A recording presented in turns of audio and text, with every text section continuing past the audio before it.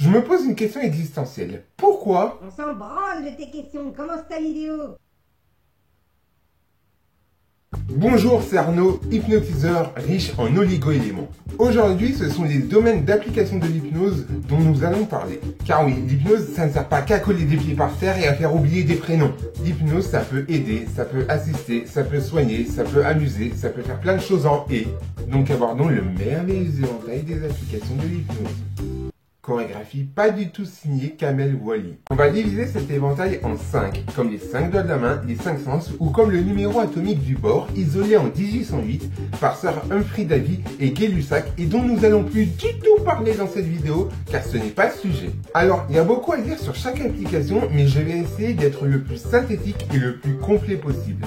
Et vive les oxymores! Bon, on va commencer par ce que je maîtrise le plus, l'hypnose de rue, ou la street hypnose, ou l'hypnose impromptue, ou l'hypnose urbaine, ou je ne sais quelle autre dénomination qu'on veut lui donner. C'est une pratique assez récente, apparue dans le début des années 2010 et initiée en France par Jean-Emmanuel Combes.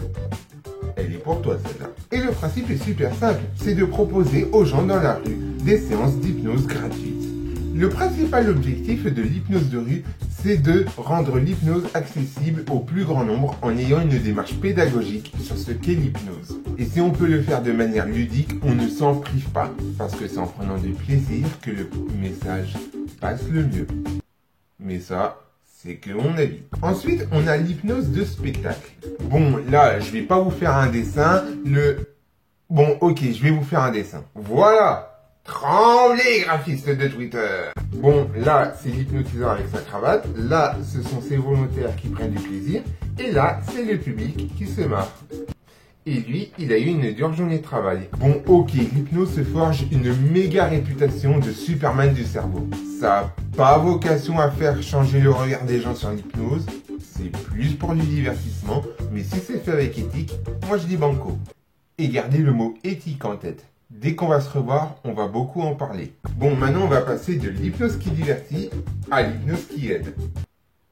Chorégraphie toujours pas signée Kamel Wally. On va commencer par l'hypnose thérapeutique. Ici, on est là pour traiter des problèmes psychologiques, phobie, addiction, stress, sommeil, la prostitution à Bangkok, ce soir dans Enquête exclusive. Ouais, je m'égare un peu là.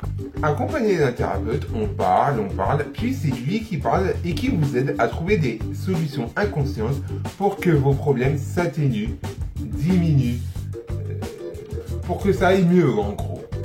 Après, le nombre de séances pour régler ces problèmes, ça va dépendre des personnes. Pour certaines, ça va prendre une séance, et pour d'autres, ça va prendre 2, 3, 5, 10 séances. Ça va dépendre non seulement de la personne, mais aussi de la volonté de la personne à vouloir régler ce problème. Quatrième domaine, l'hypnose médicale. Là, c'est autre chose. Là où l'hypnose thérapeutique soigne des problèmes psychologiques, l'hypnose médicale va soigner des problèmes physiques. Enfin oui, ça aide, ça va pas directement les soigner. Le vrai rôle de l'hypnose médicale, c'est de remplacer l'anesthésie afin d'en limiter les effets secondaires et on l'utilise pour des opérations bénignes. Car oui, on va pas faire de l'hypnose pour une opération à cœur ouvert, ça je vous le dis tout de suite. Le mieux, si vous avez une opération ces prochains temps, c'est d'en parler à votre chirurgien. Ah, et petit conseil d'amis avant de continuer, c'est de vérifier qu'un chirurgien est certifié pour faire de l'hypnose. Vérifier ses diplômes, ses formations, etc. Et ça vaut aussi pour les thérapeutes. Bon, dernier domaine, c'est tout ce qui est de l'ordre du développement personnel. Apprendre une langue, améliorer ses performances sportives, être plus confiant, l'hypnose peut agir sur nous et nous aider à être une meilleure version de nous-mêmes. Oui, c'est un petit peu comme la potion magique, sauf qu'il faut les bons ingrédients et la bonne façon de l'utiliser. Et à la question où est-ce que je mets l'auto-hypnose dans tout ça, la réponse est dans cette catégorie du développement personnel. Car ce sont nos propres objectifs et nos propres suggestions qui vont nous aider à prendre la meilleure route hypnotique afin d'atteindre cette meilleure version de nous-mêmes.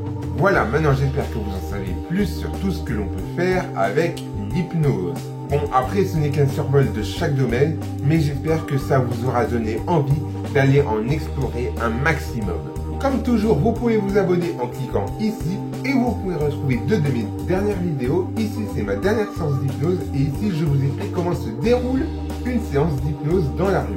Et je vous dis à la prochaine, ciao!